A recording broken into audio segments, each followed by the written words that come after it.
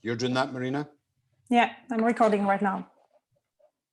And Marina, do you want to say a few words at the start, or you just let me, Ollie, do it, or what do you want to do? Okay.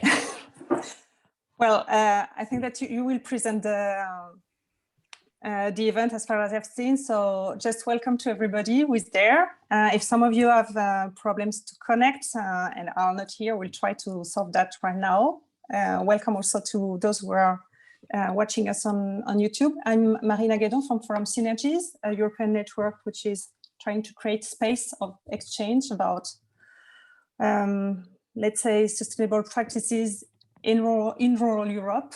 And we are co-organizing this event, this 1 hour and a half event, together with Davy Philip from Cultivate and Oliver Moore and Alison Brogan from ARC 2020.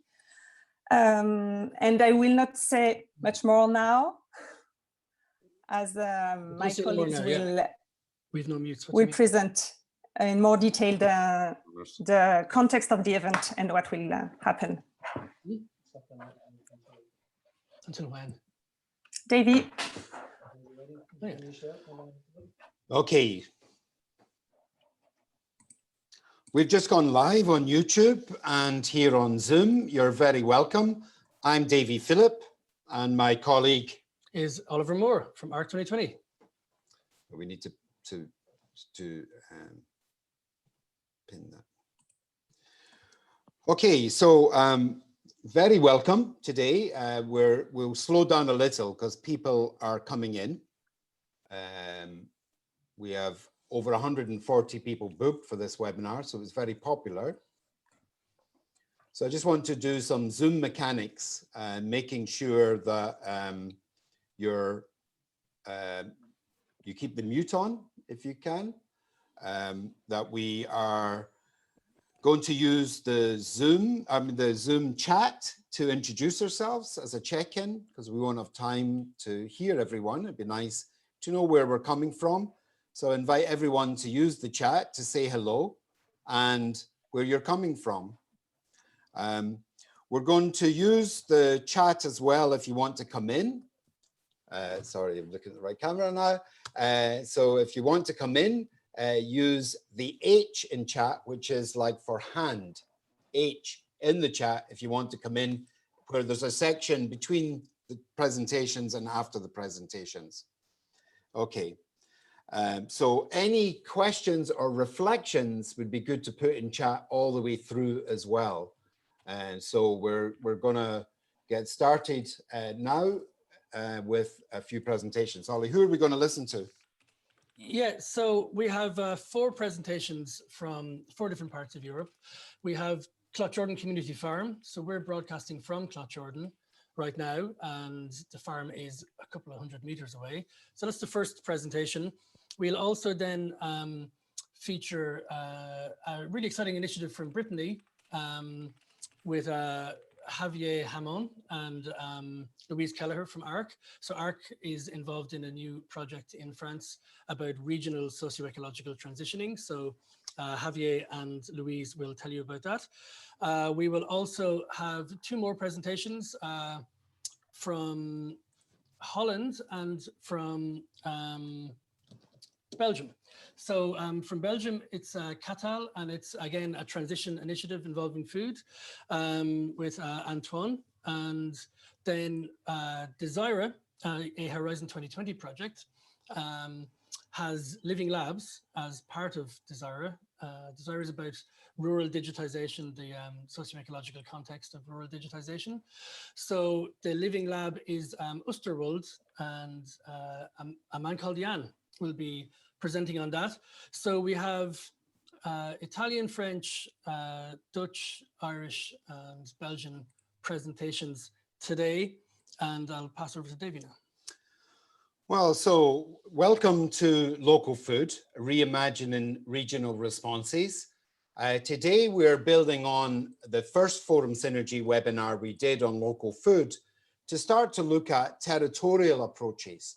How do we start to link up many farms, food producers, co-ops, food initiatives in an area, in a region, in a territory, and become an ecosystem or a food web that can shorten supply chains and our dependency and our vulnerability on long supply chains. We can ensure food security, we can ensure local livelihoods, and we can ensure a resilient region or territory. So that's our objective today, is to look at these. We're going to get started with a case study from where myself and Ollie are. So Ollie is going to start. Hi, everybody. Yes, so Cloughjordan is in the Midlands in Ireland. Cloughjordan Community Farm is a member-owned and operated farm. We have 6 acres in the middle of a larger eco-village, which is 67 acres, and it's on the edge of a town called Cloughjordan in the Irish Midlands. So our farm is member-owned and operated. It's got dozens of members from the eco-village and from the town of Cloughjordan. So it's about 2/3 eco-village, 1/3 town of Cloughjordan membership. It was the first and is still the biggest community-supported agriculture initiative in Ireland. You can see on the map here, there's an outline of the broader eco-village. And yeah, there's about 90 families at the moment who are members.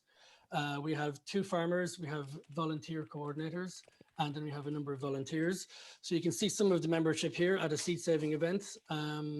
And we describe what we're doing as practicing food sovereignty. So we haven't quite got it fully sorted out yet, but we're certainly practicing it, getting it together, working out how best to produce food on the small piece of land we have.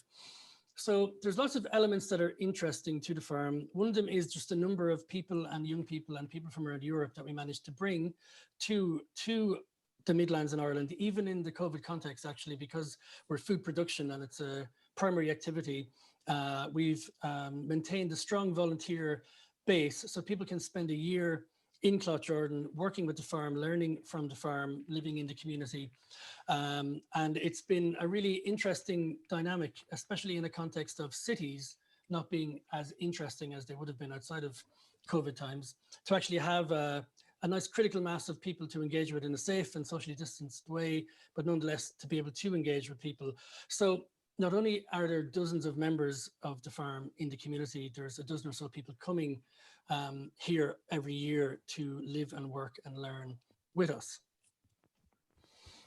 So practicing food sovereignty involves being member-owned and operated, but it also involves things like seed saving. So here you can see Mary involved in seed saving. We really focus as much as we can on open sourced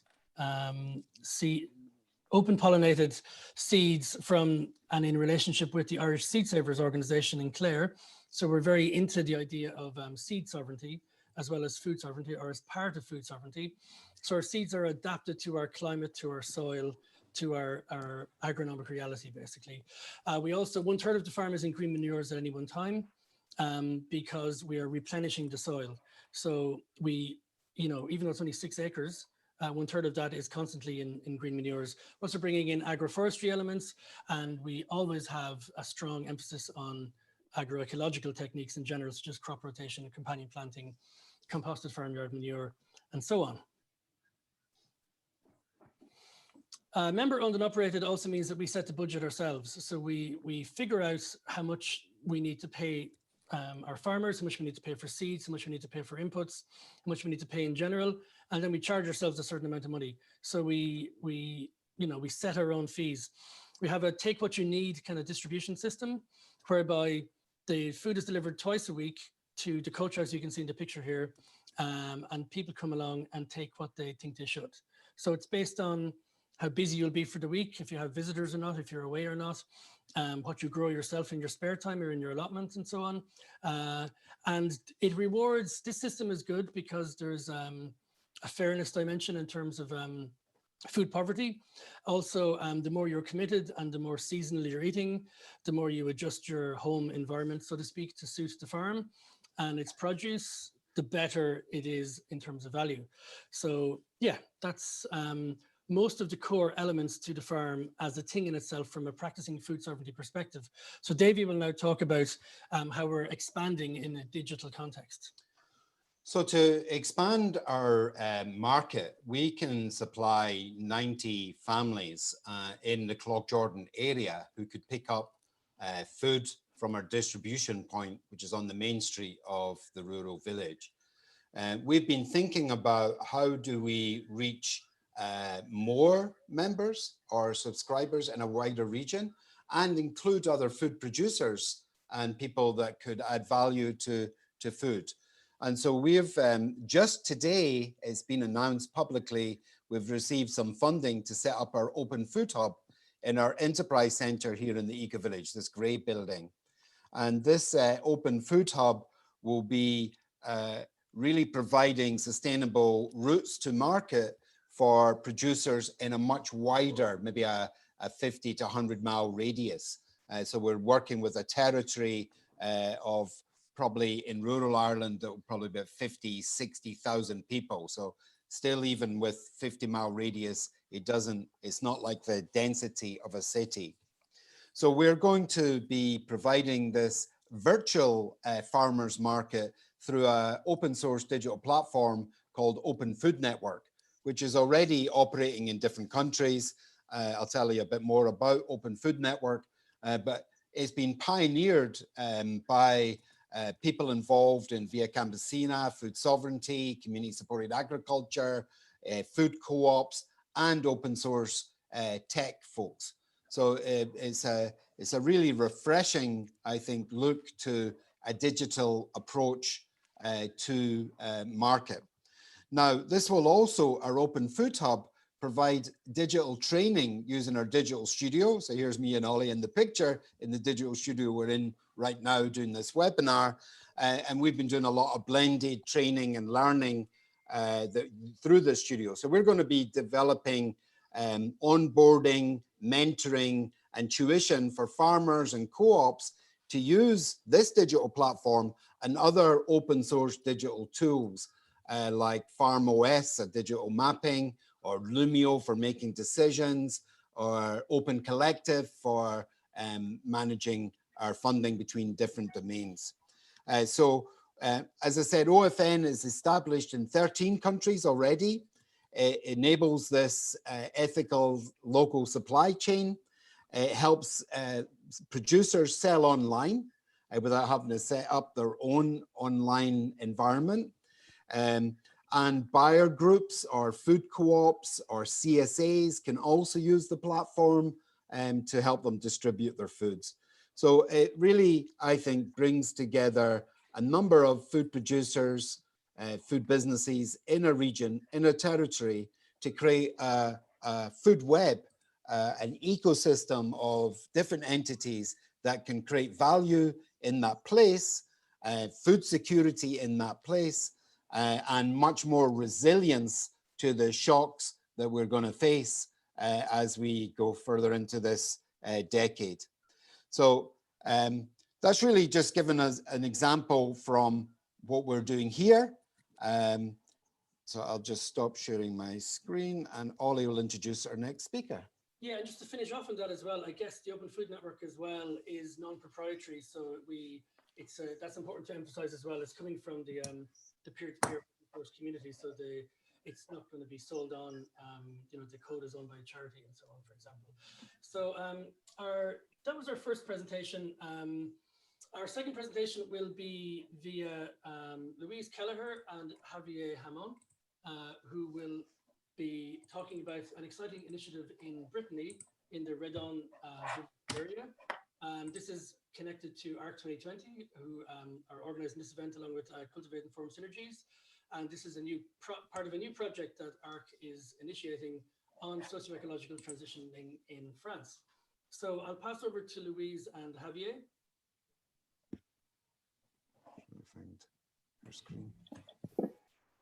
Bonjour à tous, je partage mon écran. Voilà.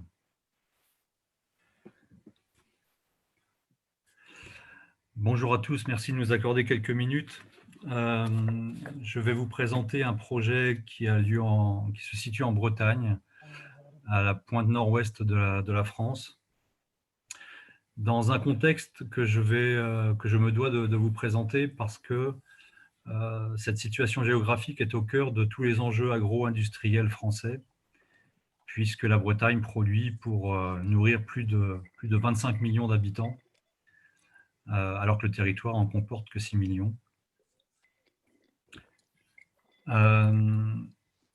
L'importance de ce territoire, c'est qu'il concentre à lui tout seul toutes les dérives de l'agro-industrie européenne et en même temps les plus beaux exemples de résistance et de résilience à cette agro-industrie à travers notamment des projets de race locale et de maraîchage.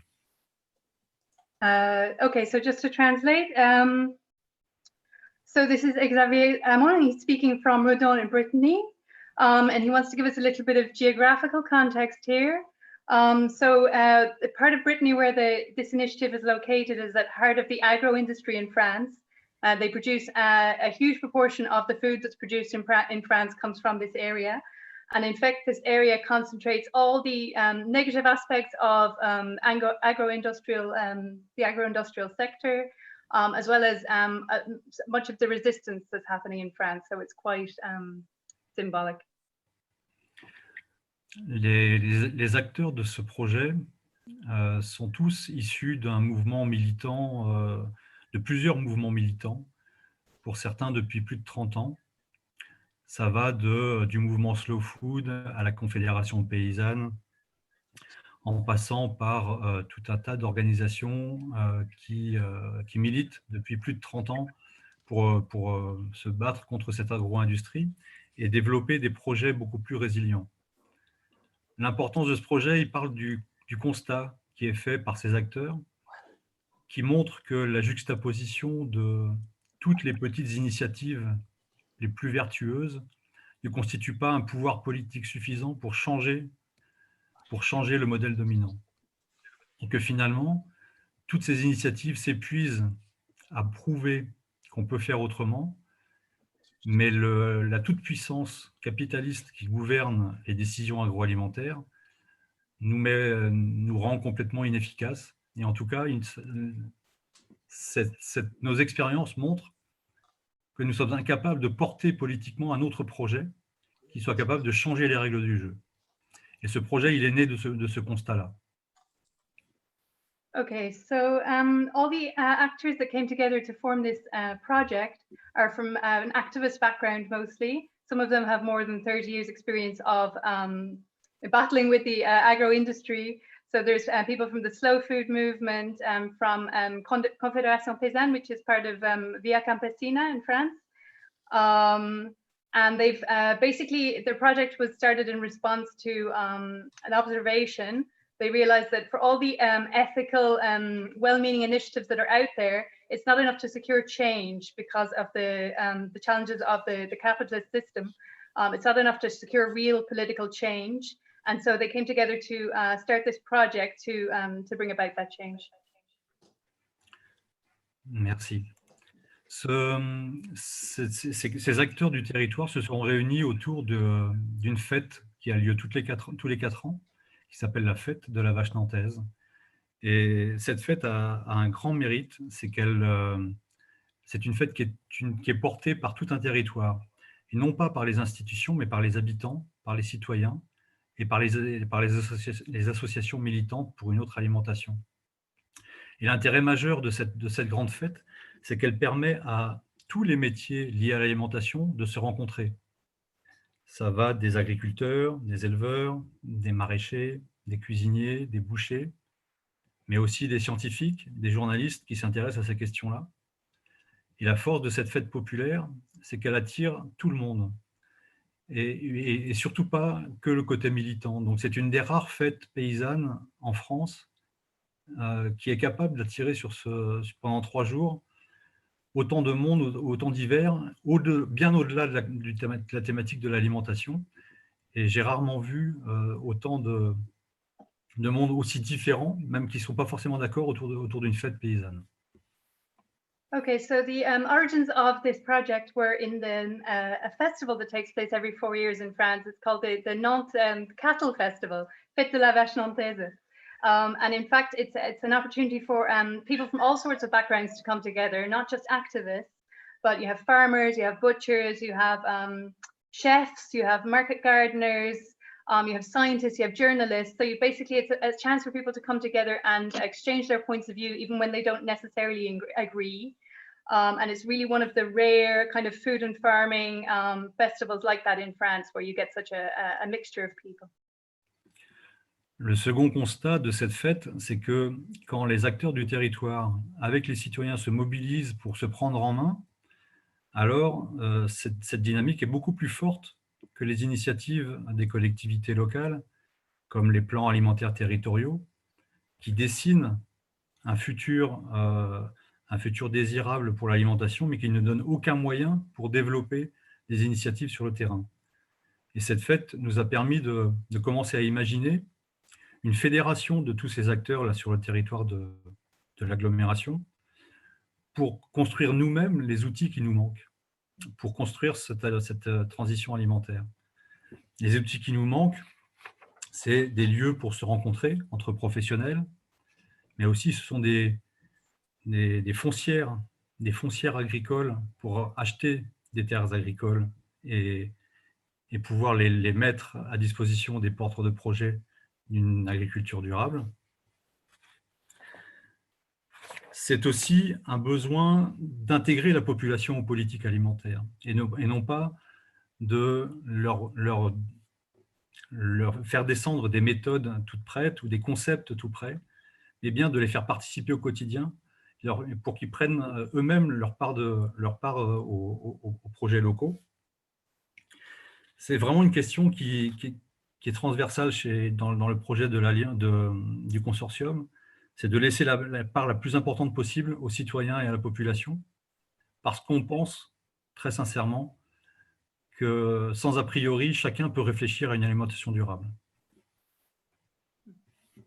So the second observation about this wonderful festival that happens is that when you have people coming together, it's much more powerful as a force than, for example, the local food plans that have been created by the French government in recent years, where it's a government-created food plan that's basically imposed from on high. So people came together and realized it's much more effective if they're inspired to build their own tools for a food transition. And they realize what they need. They need spaces to meet and come together, but also they need access to land, and they need to get people involved from across all sectors, not just having top-down telling people what to do, but for people to realize that they can be involved in their food transition, that they can give a voice to communities to actually have their own ideas about their food transition. Très concrètement, ce consortium de l'alimentation durable, il veut avoir pour rôle de fédérer toutes les initiatives des énergies et de faciliter les rencontres sur un territoire autour de l'alimentation. Ça veut dire fédérer tous les acteurs sur le foncier agricole, sur la difficulté à accéder au foncier agricole, au moment où on voit arriver sur le territoire breton des groupes financiers pour racheter des terres agricoles et qui permettent plus aux projets locaux de se développer. Ce projet a pour but de faciliter aussi l'émergence d'outils de transformation alimentaire. C'est un territoire qui a de grosses productions, de grosses capacités de production, mais qui n'a plus aucun outil de transformation alimentaire. Donc les produits ressortent et reviennent transformés. Le but, c'est de relocaliser la transformation. L'objectif, c'est aussi d'être programmateur d'une saison de culture alimentaire. Nous participons tous, d'où que l'on soit, à une production de culture alimentaire. Et cette production, à travers la migration des populations, les changements de régime alimentaire, doit se traduire par des manifestations culturelles. On a pour rôle aussi d'animer et de gérer un lieu démocratique de rencontre, de discussion, justement pour laisser la place aux citoyens pour s'exprimer sur toutes ces questions-là. Et enfin, des lieux de formation professionnelle et d'ateliers grand public. La formation professionnelle, elle a pour mission essentielle de faire se croiser tous les métiers dont je parlais au début de la présentation, pour arrêter de réfléchir uniquement par corporatisme. Et puis enfin, pour nous, c'est un véritable outil démocratique, parce qu'il n'y a plus dans nos réseaux, dans nos lieux de vie, sur nos territoires, de lieux de discussion démocratique. Et je prends pour témoin les grosses abstentions en France aux dernières élections, qu'elles soient européennes ou municipales, qui montrent bien la défiance de la population dans les politiques qui sont menées.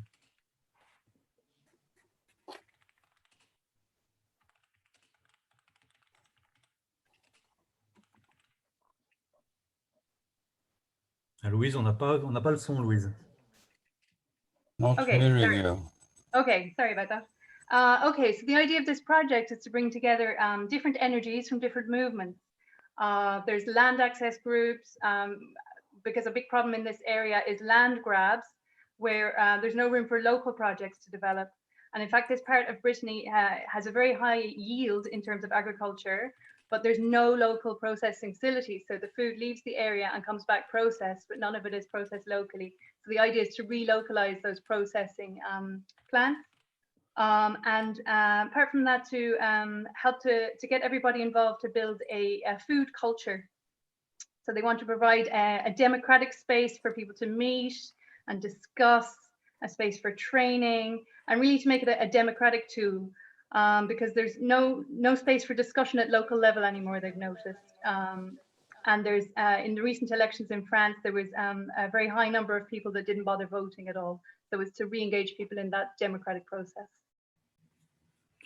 Je terminerai juste par une conclusion qui est tirée encore de l'expérience de tous les membres du consortium et qui font tous le même constat, c'est que le développement de nos idées passe souvent par des appels à projets, qu'ils soient européens, français ou régionaux. Or, cette culture et cette politique de l'appel à projets nous montre qu'elle est complètement inefficace, tant on passe beaucoup de temps dans l'instruction des dossiers, dans la recherche de financement, au détriment de l'énergie et du travail même dont on a besoin sur les territoires. Et que cette culture de l'appel à projet, elle est souvent utilisée pour démarrer les projets, mais il n'y a aucun suivi.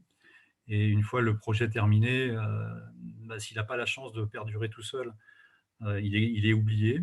Alors, en tout cas, c'est une grosse difficulté remarquée par tous les acteurs du consortium, de toutes les parties prenantes.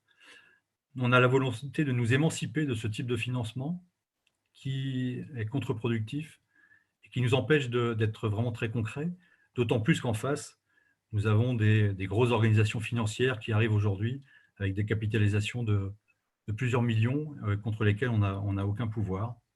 Donc, pour ne pas être confronté au bénévolat permanent et au militantisme pour une cause dans laquelle on s'oublie tous individuellement, alors on appelle très sérieusement tous ceux qui veulent encourager les projets de territoire à penser de nouveaux modes de financement pour ne pas être aliénés à une administration qui est complètement inefficace. Voilà, je vous remercie beaucoup de votre écoute et je reste disponible pour toutes les questions. Okay, so the final observation that they've made with the project is that there's too much time spent on applying for funding, on paperwork, what's the process of calls to tender in France. And a lot of time and energy is basically wasted in what's a counterproductive process. They want to keep that energy for actually making a difference, making a change on the ground. They want to escape that. And then there's the additional challenge of the capitalism. So really to focus the energy on the ground, local initiatives. And that's all from Xavier. He says, thank you very much. We will, of course, be sending around the slides. We have many more slides that were translated, so we can make those available if people are interested afterwards in French and in English. Okay, thanks, Xavier. Thanks, Louise. That was really insightful. So we've heard from Ireland and we've heard from France. And we're going to take just a quick break before we go into hearing the stories from Liège in Belgium and the Netherlands. So maybe there's a couple of reflections in the chat. Matteo, would you come in and just ask that or reflect on that? It's good to hear other voices.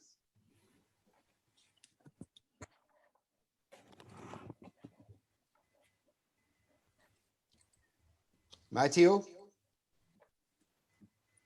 Okay, you're not unmuting. Matteo just mentions the lack of food processing equipment. It's a really good point. We're seeing the same here. We're exporting food to be added value to somewhere else and then bring back. So that's interesting.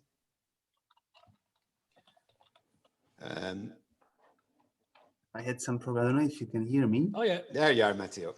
Okay, sorry. No, thank you, Debbie. You actually captured my reflection. It was just a common trend I observed. This lack of ownership over the means of transformation, and luckily there are cases like the one we have seen from France, which gives hope. And it was just a reflection. Thank you. Thanks, Matteo. The other thing we have to democratize is distribution.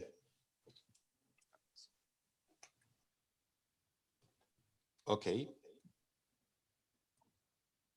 You mean we are dependent on supermarkets, we're dependent on middlemen taking cuts, and the more, if we're practicing food sovereignty, we could take more control over distribution.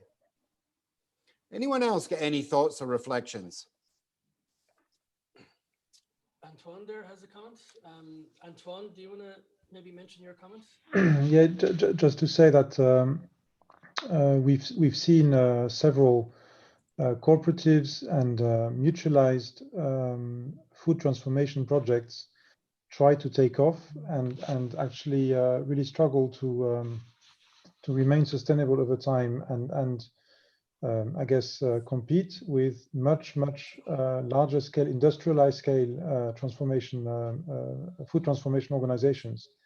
And so I think what we've seen is that it appears as if the margins have been squeezed so thin in that sector that it's difficult to create or to establish value creation from food produce into transform food products on a what I would call local or human scale basis. Thanks, Anton. Yeah, and I guess as well, what was obvious as well was that in the case from Brittany, it's like quite a big area geographically, which is doing a lot of this sort of coordinated work. Whereas in Cloughjordan, the example was very much from a single small place trying to reach out and bridge out. But like this building we're in, you know, is an enterprise center that has some food processing capacity. It's a good hub to kind of work from. I guess it's that kind of distribution and processing hubs are really useful to scale up beyond the kind of local. So it's getting that kind of infrastructural, you know, asset without actually spending all your life filling in funding applications is so like what are the options there? Maybe like the old creameries, for example, in Ireland could be reanimated. Maybe in Brittany as well, because of the tradition of milk production, there could be some old cooperative elements that could be engaged as well. I'd be interested to hear about the dynamic tension, I suppose, between the old and new food systems or conventional and alternative kind of food systems in Brittany, and whether there's any synergy there potentially for you know, assets from traditional assets from mainstream food agri-food systems to be usable by the more alternative food systems. I know, for example, there's a machinery co-op movement in France that's quite strong for sharing machinery. Like, are there any synergies that can be created?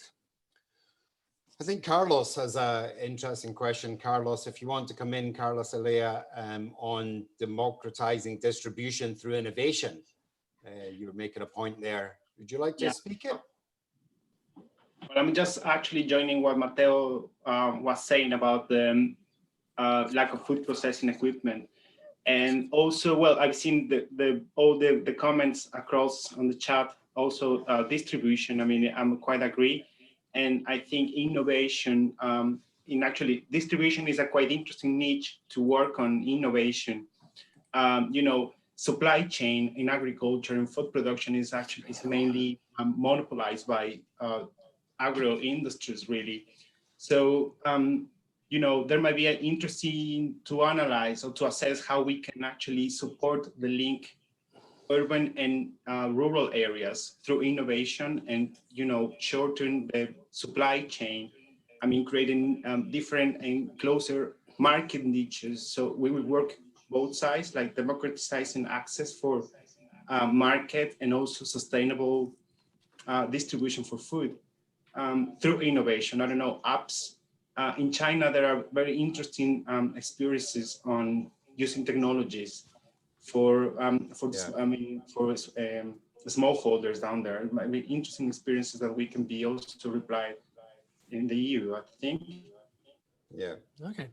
You know, our challenge may be digitizing with farmers not having the competencies to put their market online. So that's why I really like the Open Food Network as a technical, logical innovation, if you like. And it democratizes that distribution. It puts it into the hands of the people. It's user owned. We own the platform, because there's been problems before with proprietary platforms that maybe aren't working for the investors, and they pool them. That happened in the UK, and they had to quickly be onboarded to Open Food Network. There's problems with interoperability, that we need to be able to speak between platforms. And I think there's a lot more thinking to do there. Okay, well, that was a nice pause for some reflections. We're going to now go back into a couple of other case studies. Ollie? Yeah, hi. So we're going to go into two case studies now. The first one you've heard briefly from Antoine, actually already just in the comment there, but Antoine Lejeune is from CATL in Liège. So Antoine will tell you about his initiative, and after Antoine speaks, Jan Jansma and Sylvia Rolandi from DESIRA will be speaking. So Jan from Oosterwold and Sylvia from DESIRA, the project, Sylvia Rolandi. And apologies for not mentioning your name earlier, Sylvia, sorry. So we'll pass over to Antoine now. Okay, thank you. And cattle has not got nothing to do with farm animals. It's actually a pun in French to try and sort of describe the need to recreate a linkage between the soil or the earth and how food is being produced and consumed within the Liège area. And can I change my screen? Yes, I can. So just to briefly introduce la Ceinture Alimentaire Liégeoise, it's basically aiming to develop an ecosystem. It's been trying to bring together lots of energies. And I here sort of refer to the point which Xavier made of seeing lots of local projects sometimes then gradually lose steam. And the idea here is to try and sort of keep that energy by cross-fertilizing as much as possible through various cooperative projects around achieving a transition of food and where food is being consumed from for the Liège population, but keeping also a social agenda at the core of those initiatives. It's a relatively small association in French. The name will come back in a minute, which has been receiving regional funding, but has been also energizing a lot of different cooperatives, and a lot of projects have sort of gradually emerged, and Ceinture Alimentaire has been acting as both an incubator for new projects as well as a support point for other cooperatives trying to bring people together. And the one I want to place emphasis on today, and so I'm strictly speaking not from Ceinture Alimentaire, I am a member of Les Petits Producteurs, which would stand for the Small Producer Cooperative, which was founded in 2017. The founder is this, particularly this fellow here at the center, who had, I think personally, a painful experience from working for the large food distribution networks, and sort of suffered from that experience, professional experience. And the idea here was to essentially try to create a sort of creating demand to help foster the emergence of a much stronger local organic and or sustainable agriculture food production in the locality. So recreate a local production for food for the local population. And I guess the initiative is based in Liège, but fundamentally the concept is to try and demonstrate that this works, is sustainable, and can be deployed. The other point I would like to emphasize is that this was also more or less in the broad time of this film, which had a lot of resonance in the French-speaking community by Cyril Dion, called Demain, and then the follow-up to that. And the idea here is to, humbly, I would say, step by step, try to change the world by taking our initiative in our hands and try and effect change and show an impact. And I mean, this, you could treat this as being small, or you could treat this as being highly exciting as a development. After 3 and a bit years, we have 4 shops now in the Liège area. We have an annual turnover of 3.5 million euros. We've created 21 jobs, which are permanent jobs. And we've been demonstrating strong support to local producers, and I've helped them stabilize their activity and also have I guess, better persistence in their production. So just in a nutshell, this is perhaps not unique, but appears to be a very powerful concept in the local area in Liège. We're trying to keep things simple, one product for one need, things which are sort of marginal or arguably we will do without in the shop. All of the products are organic and all locally sustainable, with one exception, which is that we will source products directly from other European countries where there are main staple products such as oranges, for example, which don't grow in Belgium. The idea is that by keeping things as simple and straightforward as possible, by removing intermediaries in the value chain, we are protecting as much as possible value for whomever is at the core of it, which is the producer. And so the way the overall economic balance of the project is structured is that we're trying to price for the consumer, to price great products at the right level, and ensure that as much as possible from the margin, from the actual sort of the value of that retail sale goes back to the producer. And so I'm highlighting at the bottom here with this carrot example that we're really trying to squeeze the non-essential cost elements as much as possible, still pay the workers as decently as possible, but also focus much of the value back to the producers. The other thing which I would like to emphasize to finish on Les Petits Producteurs is the notion that we're insisting a lot upon the way in which the governance has been constructed by ensuring that both the workers in the shops, but also clearly the producers, have a strong voice in the way in which we are working with them. And so they're clearly also strongly represented into the governance of the organization. And we have been building those shops stepwise, with each time a foundation of local producers who are essentially committing with us to ensure that we are creating an output to the market for their products on higher prices than what they could get previously from middlemen and distributors, and thus trying to create a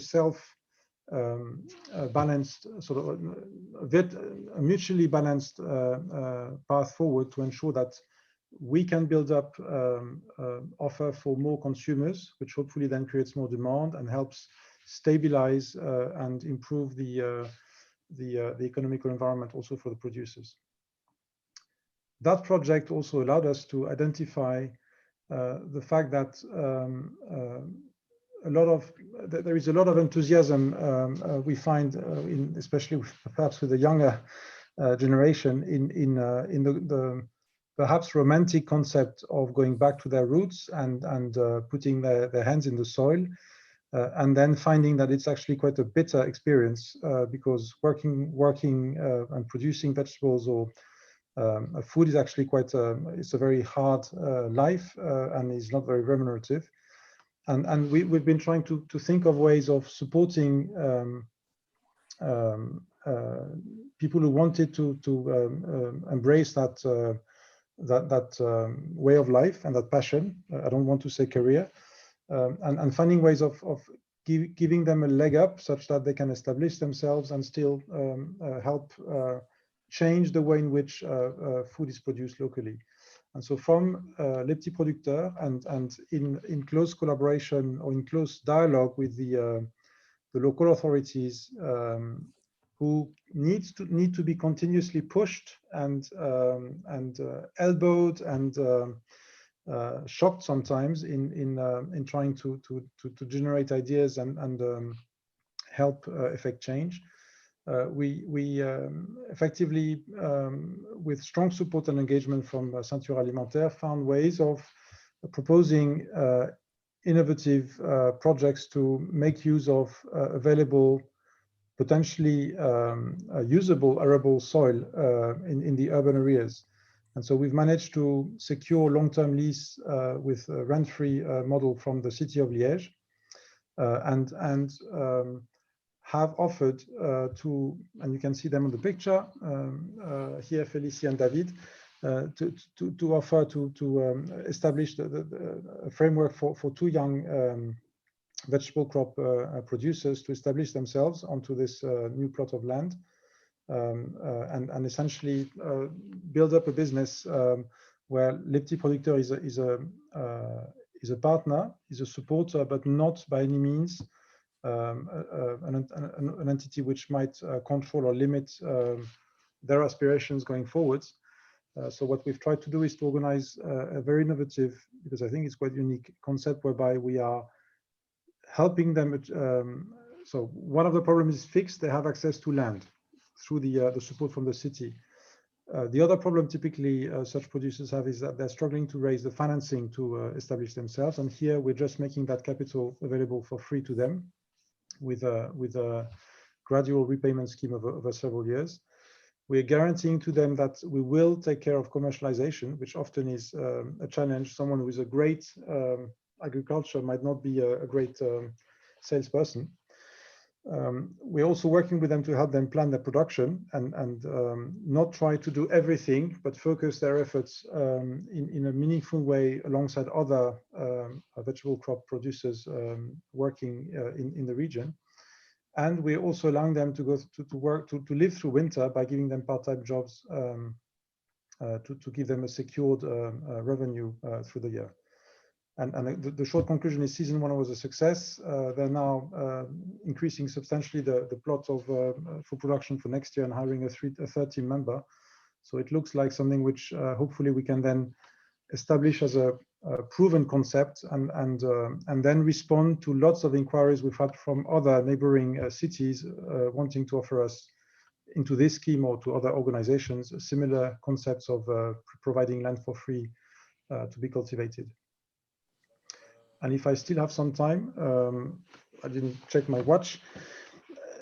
One thing which I think I want to emphasize is that one measure of success for this project, besides hopefully educating the Liège population on healthier eating and supporting local producers in having a less difficult life financially and perhaps a more planned work environment, is to get to a stage where we can demonstrate that this project is self-funding, is financially robust, can survive the potential disappearance of one or the other of the founders. We want to make sure that we can prove that this concept is so robust that if one of those unique individuals who have been the conceivers of the ideas decide to do something else, the project is still there. And then the idea would be to offer this as an open source project, because we feel there are lots of ways in which we've established strong collaborations with the local producers getting them to talk to each other, agree amongst them who will produce what at what point of the season, to avoid the typical trend is for people to try and produce everything, because otherwise they feel they cannot offer the products to the shops, and people want to have tomatoes as well as salad at the same time. Well, we can have them focus their work, and lots of other things which are probably there isn't enough time to cover now. The other thing of kids seemingly enthusiastic. The other thing I want to emphasize is that a central part of this was to create long-term sustainable jobs, and we really want to ensure that the colleagues working for the organization have a very significant time to get to know the products better, although they are not themselves farm growers, and spend time with the producers to build a real bond between the producers and the shop staff. And also give them a strong voice by being statutory board members to lean on the governance as well, which is important. There were questions posed to us, the speakers also, and on the notion of how can we strengthen regional food networks. I think an essential element here, which I want to flag, is that whichever of those projects has to continuously work on its internal coherence and be sure as to what is exactly what you're trying to achieve, and not try to do too many different things. Stay focused and accept that some people might be working alongside you, other cooperatives, other projects and initiatives, and rather focus on ways to strengthen each other, and not worry too much that people might be doing something which is quite close to what you're doing. And so being transparent about our objectives, sharing information continuously will, if everyone has the same drive, help align interests and not focus so much on this notion of competition and fear. We're here to try and build things, not to fear what might happen. Otherwise, we're just going to get nowhere. And then finally, just a word on digitalization, which was another topic raised. Of course, for something like Les Petits Producteurs, the digital world is essential for visibility, for also making our project known and reaching out to potential new customers. But I think one of the things which has also come out very, very strongly from the recent periods of lockdown and so on is that there is a very deep-rooted aspiration from people to not lose sight and touch of each other. And here I would rather emphasize the local aspect, and also using those projects as places where people meet and exchange ideas and cross-fertilize wishes and aspirations as something very important. And yes, of course, we need digitalization, but let's not lose the hugs and the kisses, because COVID is not helping that just now. Thank you. Thanks, Anton. That was fantastic. Really good to hear that. I'm going to actually share a story in the chat on your project, which has just been done by Communities for Future, which is an action program across Europe for sustainability and climate action from the community up. We're going to have one more presentation, this time from Oosterwold in Netherlands.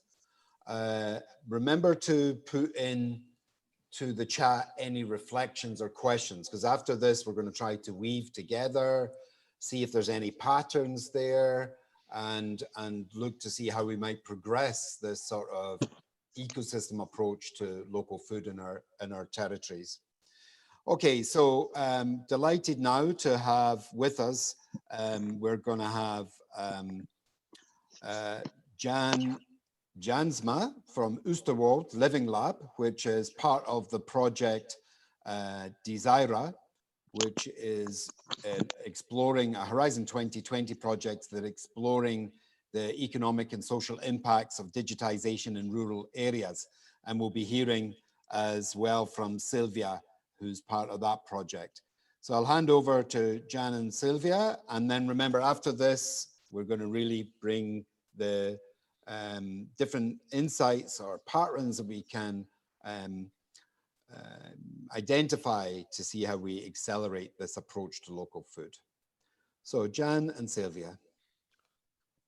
Jan, it's me. I will start. It's a small leap from Liège, or as we pronounce it, Luik, to the Netherlands. I will introduce you the city of Almere.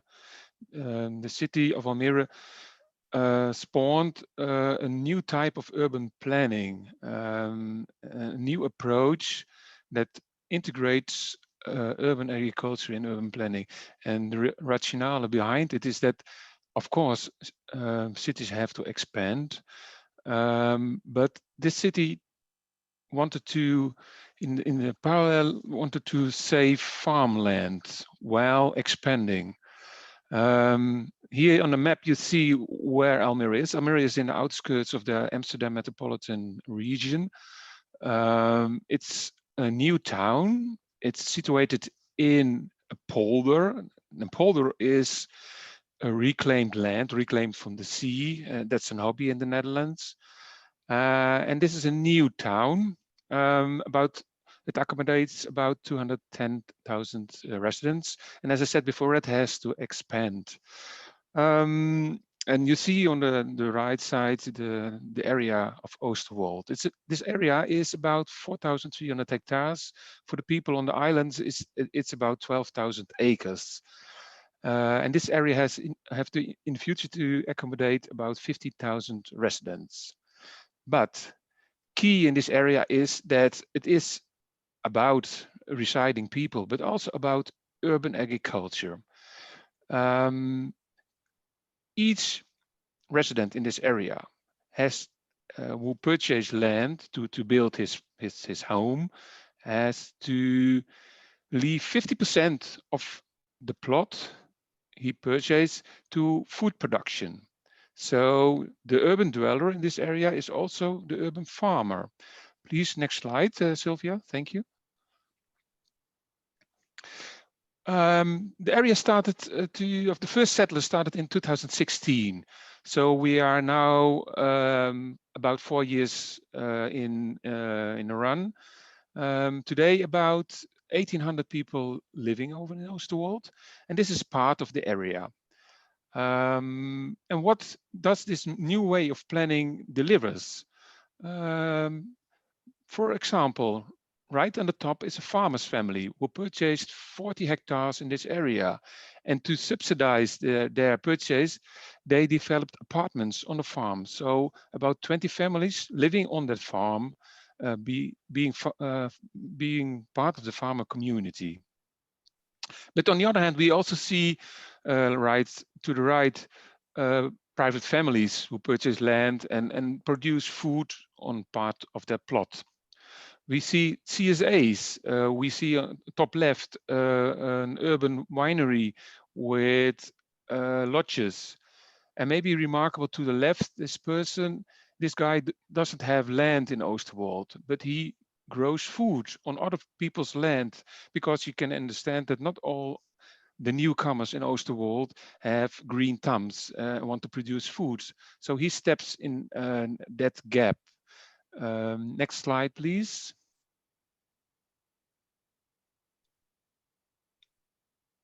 Yes, please, Sylvia. Yes, thank you. Some facts about Oosterwold. 1,800 residents. Most of the people are just working outside Oosterwold. So it's not, there are not full-time farmers, not even semi-full-time farmers. But still they embrace urban agriculture, and they see it as a part of a genuine development of an area, their area, social, green and biodiverse. Most people have a plot, produce food about 500 to 2,500 square meters. Most fruit and vegetables, and most of the production is being shared with family, friends. But you can imagine that if you have more than 1,000 square meters food and vegetable production, you have an overproduction.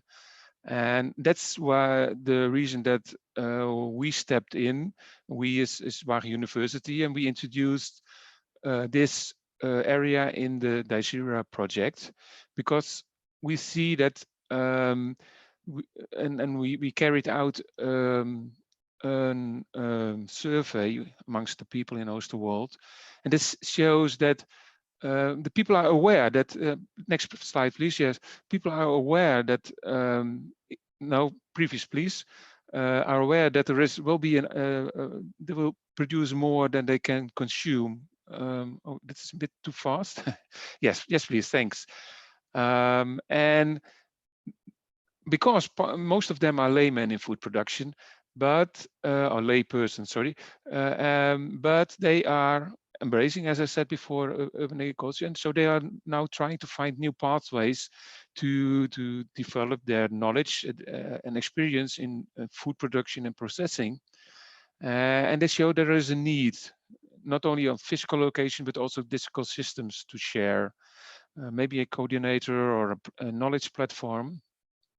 And as I said, we stepped in and in cooperation with a cooperative shortly established by residents of this area, we try to dovetail new digital systems with the needs of the people, so that there could be a knowledge transfer, but also food transfer, not only in the area but also with the region and with the city of Almere, commercially but also non-commercially, and that's a kind of complex, because it's not, you're not working with farmers, not with professionals.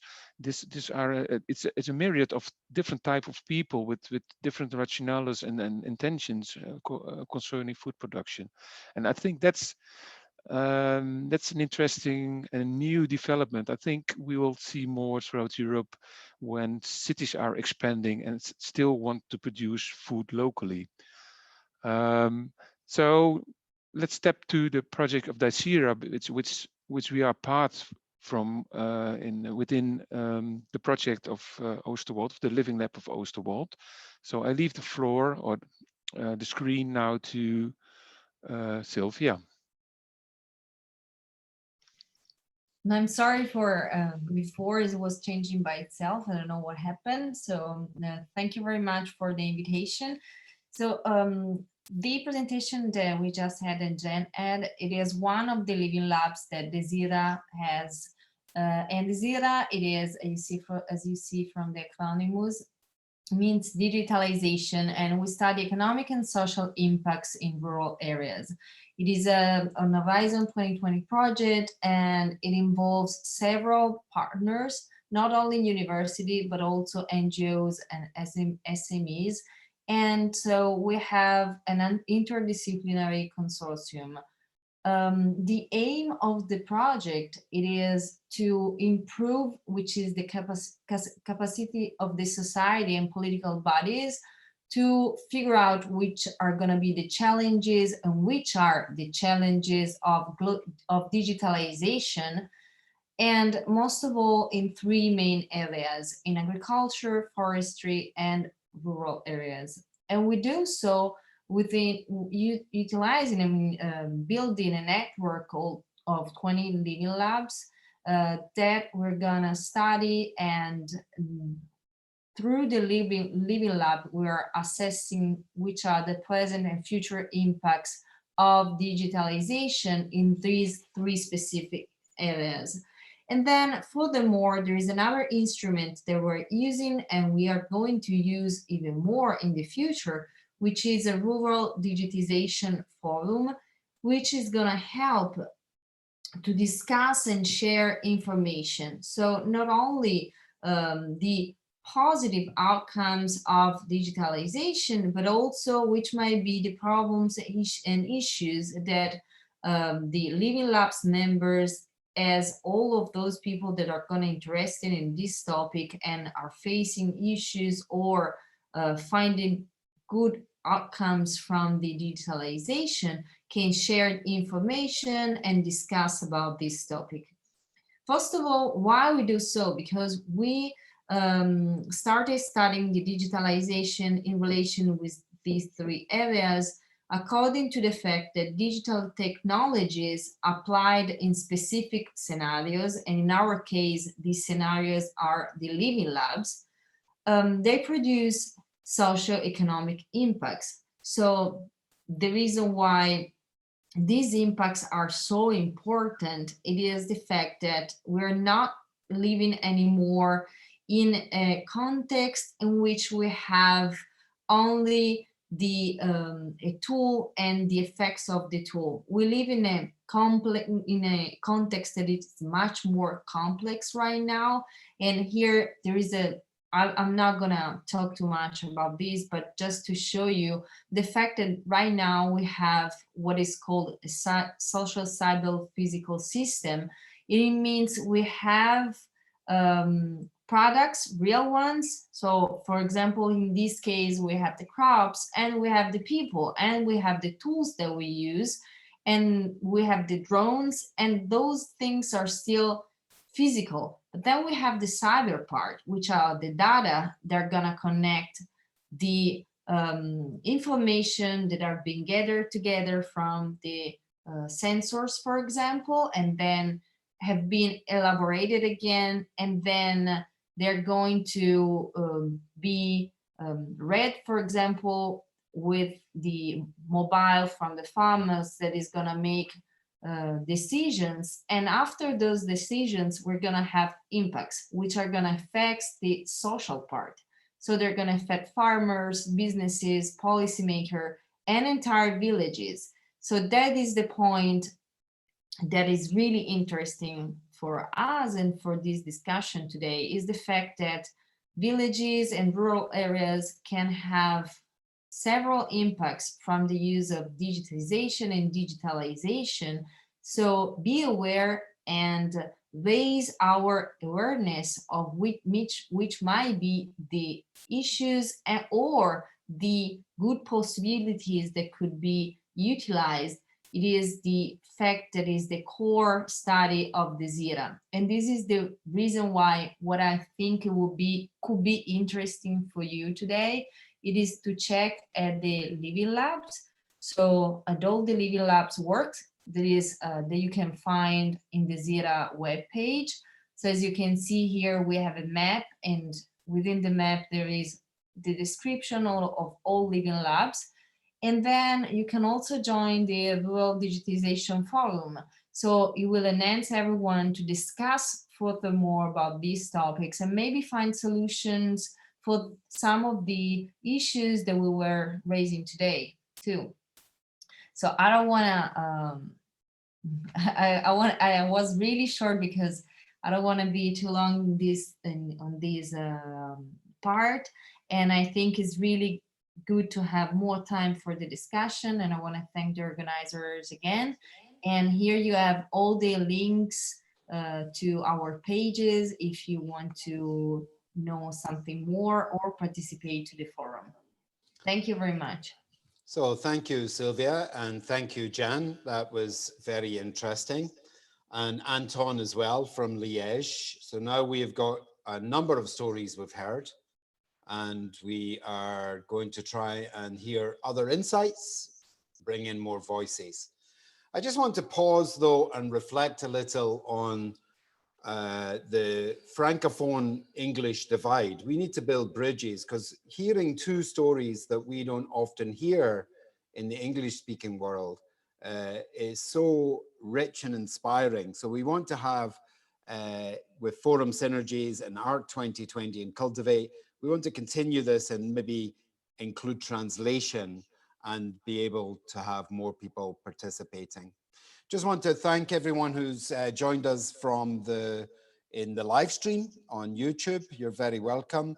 This is a Forum Synergy webinar on local food systems, but now reimagining from a regional or territorial approach, more an ecosystem or food web, and building resilience in our local areas. We've had 4 presentations, and now we're going to try and weave together or share insights or hear some other voices. If you're on the Zoom call and you'd like to come in, put an H on the chat. You'll see that a lot of the answers, a lot of the questions have been answered Anton is very prolific in the chat, answering all the questions. That's fantastic. So if anyone wants to come in, just an H.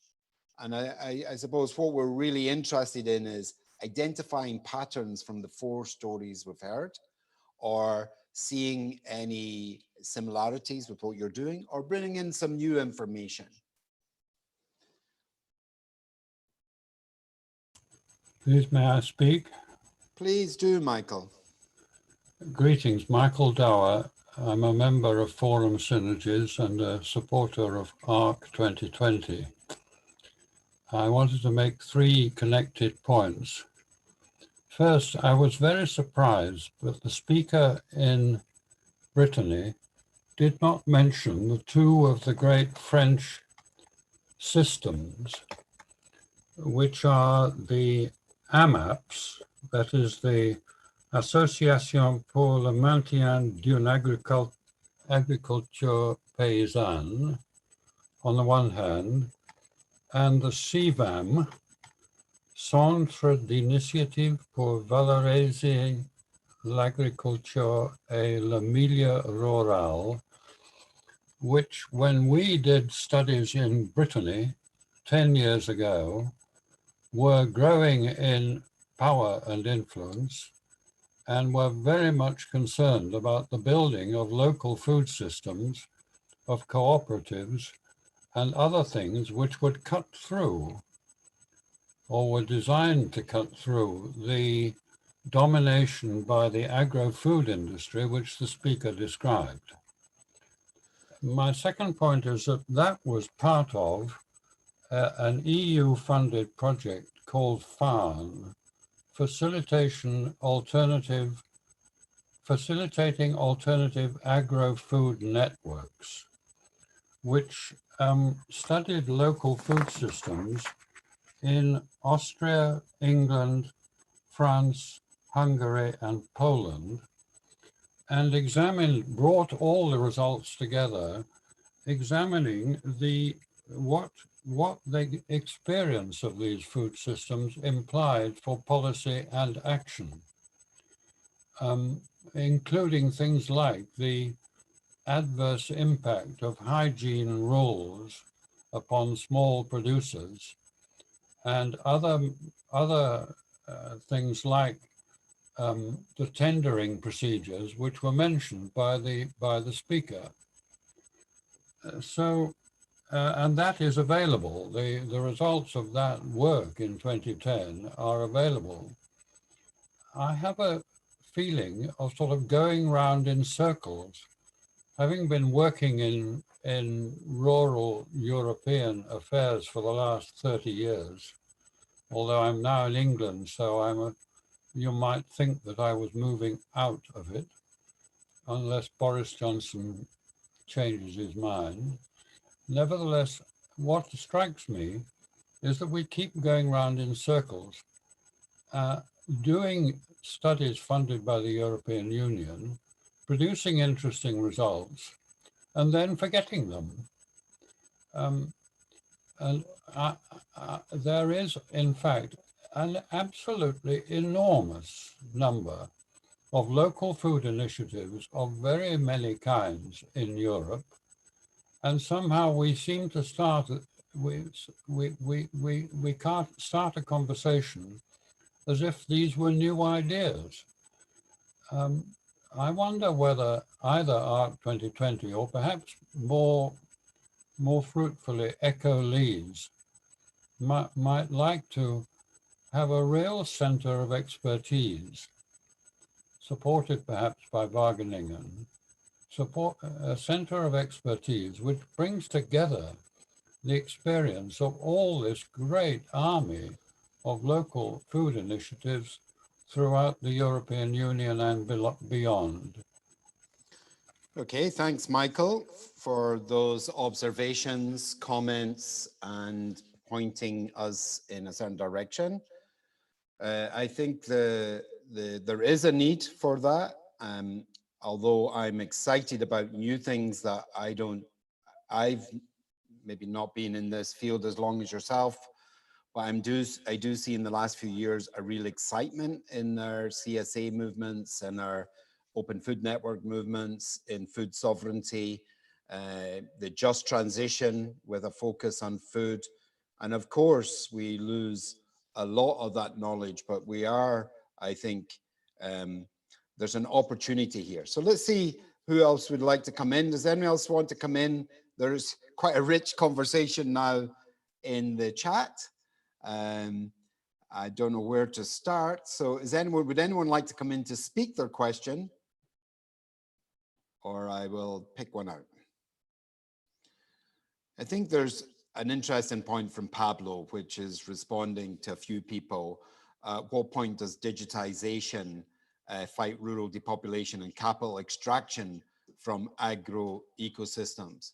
I think that's a good question maybe to explore, because the open food network that I introduced, I think is like keeping wealth in a region. It's not extracting the wealth out, as we would see in maybe proprietary digital approaches. So would anyone like to pick that up? Pablo's point there in the chat. Liz is also skeptical of a heavy reliance on technology on the farm. I know teaching permaculture, this is always a sensitive topic. People that want to get back to the land and forget about technology, and others that see the opportunity of sensing and aggregating value and keeping wealth in our local communities. So maybe, I don't know, Sylvia from DESIRA? Yeah, sure. I mean, I think that there might be huge opportunities that we can catch. I say might because there are some issues that still have to be studied or at least tested. So this is the reason why, for example, we are working with living labs. So we're not assuming that we're going to have certain impacts or effects, but we have to be aware that certain tools exist. So maybe it is worthy also for farmers, and also from farmers coming from small villages, to be aware that they exist, that they could utilize, which might be the positive outcomes, and also, and I think we should not be scared of what we don't know, but we should learn a little bit more about things and try to understand them, and then maybe decide that we don't want to try those things. So this is the same thing with digitization, digitalization, and the tools that can be utilized. So, for example, it might be also a bridge among the rural areas and the cities. Yeah. So it means that we don't have to leave the rural areas, we can still live in the rural areas, but maybe farmers might have more opportunities and might have higher incomes for the work they are doing and they will do. Thanks, Sylvia. So there's threats and opportunities with digitization. Liz in the chat is asked to come in. So if you want to unmic yourself, Liz, and come in. If anyone else wants to come into this chat, if you're on the Zoom call, H for hand in the chat. Liz. Thanks. Yeah, and thanks, Sylvia, as well. Now, I don't want to say, of course, can you hear me? Sorry, okay. I don't want to say like, oh, technology is terrible and we should always ignore it. I just feel, so I work with an NGO and we also are dealing a lot with climate justice and in general, like social justice. And I think your approach of saying it's good to check it and see what's available and what helps. But I think it is good to have a bit of skepticism as well, because for instance, like all this data monitoring or the use of drones and things like this, it's using resources that aren't necessarily needed. And also like an assumption that the best thing for the world is to kind of continue on the course that we're on, which is like this continuation of rural places producing food and giving them technology so less people need to be there. City centers sort of staying the same, where I guess the kind of like thinkers that I'm dealing with and like the farmers that I'm talking to and people who would like to be on the land, maybe see some other ideas that involve taking a step away from technology. But yeah, I wouldn't say we should say like a no to all technology. I think, of course, it's nice to see what's out there and how it can be used. So. Okay, brilliant, Liz. I mean, yeah, there's obviously concerns and data concerns, energy concerns around using technology. But I do see the potential of a rural renaissance, moving away from the city and being able, as we do in rural Ireland, working at a European level with ARC 2020 or Ecovillage. So it's just balance, isn't it? My colleague Ollie, and then Hannes Lorenzen wants to come in. Yeah, just on that as well, to be specific, I think it's about appropriate technology rather than any old technology. So, you know, Farm Hack and L'Altérieur Paysanne in France, for example, are good examples of the, you know, the subtle use of technology with a technological sovereignty approach, actually. I mean, that's kind of part of L'Altérieur Paysanne's modus operandi, is that you can make the things easily from resources that are available, and they're made by farmers for farmers. So I think some of these appropriate technology approaches are important rather than just blind belief in technology as an a priori good. So I think it's important to keep an eye on that, though, for sure, and to look into how technology can best be used. Yeah, I think just to quickly to build on that a little before Hannes, you come in. We have a digital fabrication lab, a fab lab. We can reduce the amount of containers that go around by sharing plans and ideas and blueprints across the internet and manufacturing locally. There's a huge promise with this open source, user-owned technologies that we can control and that we can use to aggregate value and keep wealth in the local areas. So Hannes, you wanted to come in. So over to you, Hannes, if you unmute yourself. Thank you. Very quickly to Michael. I think you might have discovered already that Xavier has answered you on the chat several times with whether that is a sufficient answer to you, I don't know. But I agree, of course, with you, also having been a long time into this, that we are going in circles. But I think now with the DESIRA and with other projects, we have the possibility of getting the experience of many years of struggle into, you know, updated, useful kind of information. And I think that is one thing that we could have as a project. You know, where is the experience of similar things? How can we integrate and share that into our work? My second remark is to Antoine and to Jan. I think that the question of what is happening around the cities has been the theme of Purple, of the Peri-urban networks. There's also a lot of experience there. The current big quarrel and conflict I was mentioning in the chat around Brussels is a very interesting one. Where the city indeed has said, we want to conserve a green belt around the city for food for the city. And immediately there was a very strong reaction from the landowners around the city, and of course of people who are speculating of building houses there. And I think that is another one, apart from, you know, access to land questions, which of course we see in every single local food project.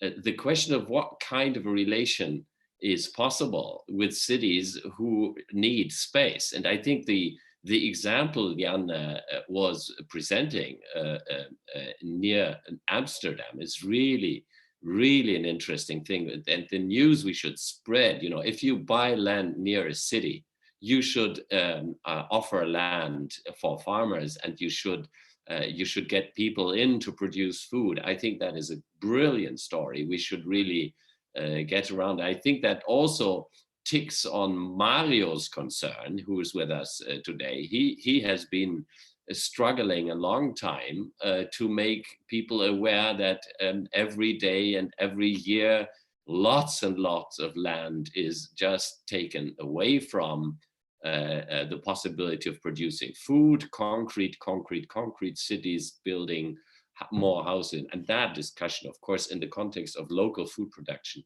is a very important one. Sorry to be long, but I think there are many fields which we can draw from here, which we can further develop after this conference. Thank you to everybody for organizing this. It's an excellent story. Well, thank you, Hannes Lorenzen, expert weaver of a few different themes there. Fantastic, Hannes from ARC 2020. Someone from Forum Synergies, I'm not sure who that is, wants to come in. And just before you come in, Sonia is highlighting the principle of tools for conviviality by Ivan Illich, which is similar to what Ollie's saying about appropriate technologies, ones that can be for the people and be used by the people, repaired by us, and not taking away our autonomy. So Forum Synergies wants to come in with a hand. Can you hear me? It's Simone from Forum Synergies. Yeah, Simone, good to see you. Hi, nice to see you. I would like to bring in another aspect related to the topic of digitalization, which I normally miss in the discussions, and that is the importance of traditional ecological knowledge, where I feel that this discussion around digitalization is accelerating this process of loss of this knowledge. And living myself in a region which is affected again, exactly this day from some extreme weather disaster, we are cut off from electricity for several days, some of us. And yeah, so no electricity at all, no digital tools at all. And I experience again that the traditional knowledge, the traditional ecological knowledge from local people is the only source we have at the moment. So this is not against, but please don't forget about the importance of this knowledge. And I would like to see this point in the discussion appear, what we can do to safeguard and to develop that further at the same time. Thank you. Thanks, Simona. And that's a really good point. We were so vulnerable. Imagine we were in this pandemic in blackouts and no internet and Netflix. So we've become so dependent so quickly on these technologies, and we have to be very careful of that. Yeah, so digitization is a very interesting topic. We've done a whole series on it on ARC 2020 actually as well. And just to emphasize as well, DESIRA's approach to digitization is about problems and solutions, not just about solutions. And just as well to mention that we will be doing a summary of this particular event. The presentations will be available. We'll make sure there's lots of links to all the different organizations. It's been great to hear from different parts of Europe that I don't often hear from. So yeah, but I'll pass over to you there, Debbie. I think my voice is a bit low again. Okay, I think you're okay there, Ollie. We probably got maybe 2 minutes before I hand back to Marina from Forum Synergies just to close. So does anyone else like to make a point or come in and reflect on what we've been talking about? Can I just say that I was amused by the example from the Netherlands, which, looking down on it in that air photograph way, looked so much like a modern equivalent of the small farming communities of, let us say, Romania, which are collapsing in the face of pressures of all kinds. There are, I mean, it was very nice to see something, to be candid, which was so messy, but which is so dependent upon the 80% of income which the people are getting by working in the city. So here we are with a remote part of Europe, such as Bulgaria, Romania, parts of Slovakia, and so on, where small farming systems are collapsing, peasant farming systems are collapsing. And here we are creating something which is like a modern peasantry, which is like hobby farming that you find in places like Slovakia, where people have got effectively an exaggerated garden. They're not making their money from it. They're making their food, or some of their food, from it. It's very interesting to me sociologically, and in that tragic contrast to those parts of peasant Europe where the peasantry are dying away because the youngsters don't want to go into it, and there is no adjacent city where people can make the bulk of their money and then survive on the farms. A really ironic contrast to me. Well, thank you, Michael, for that reflection again. We have come to the end of this webinar. Thanks so much for the people that have joined us on YouTube with the live stream. Thanks to all the speakers. I'm going to hand back to Marina now just for the formal closing and thanks. But from our digital studio in Cloughjordan Ecovillage, where we, myself and Ollie, can engage with people like you all over Europe, all over the world on a daily basis, where we can have our community supported agriculture feeding 100 families and with a digital open source tool open out to maybe another 500 families. And the stories we heard today were so inspiring of this ecosystem approach, this sort of food web approach where we stop seeing ourselves as competitors and we start to cooperate and collaborate to build stronger local economies, meaningful work and livelihoods in our regions, and especially resilience to cope with the shocks that we're facing, and we're going to face a lot more. So from myself and Ollie here in Cloughjordan, thanks to ARC 2020 and Forum Synergies for allowing us at Cultivate to engage, and we'll pass back to Marina. Thank you, Davy. Thanks for your facilitation. Thanks to you and Ollie for that work. Just before closing, I will say, well, just remind you that this event has been recorded and that we'll try to bring a small summary of it. Is it as a podcast or as a short video? But those who have been there and those who couldn't see it will have access to some of the main highlights.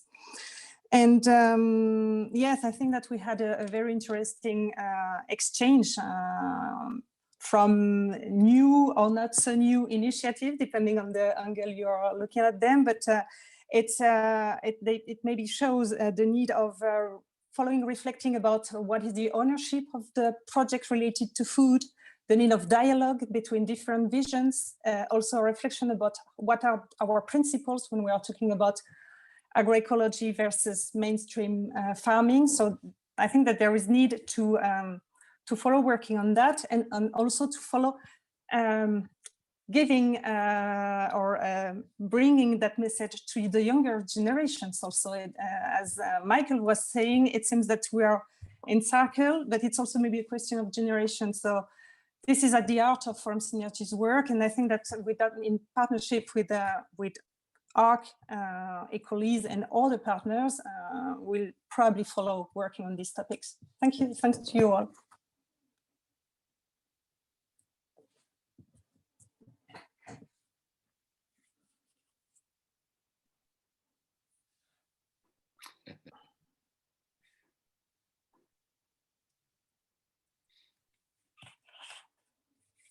Thank you. Thanks, everyone. Okay. Thank you. Thank you. It was super lovely. Thanks. Bye.